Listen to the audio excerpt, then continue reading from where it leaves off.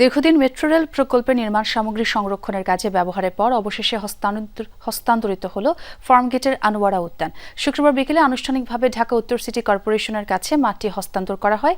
এ সময় ডিএনসিসি প্রশাসক মোহাম্মদ এজাজ বলেন, ঢাকার বাসযোগ্যতা রক্ষায় সিটি কর্পোরেশন এই উদ্যোগ নিয়েছে। রাজুক জেলা প্রশাসন ও নাগরিক প্রতিনিধিদের সঙ্গে আলোচনার পর ১৩৮টি মাঠ নিয়ে কাজের সিদ্ধান্ত হয়েছে।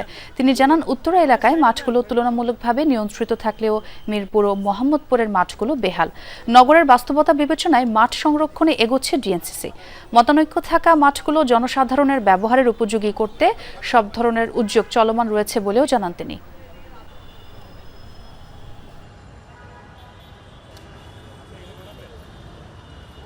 সরকারি কাজ একটু একটা টাইম ফ্রেম আছে, টাইম ফ্রেমের আগেই কিন্তু আমরা এখন বুঝে নিচ্ছি।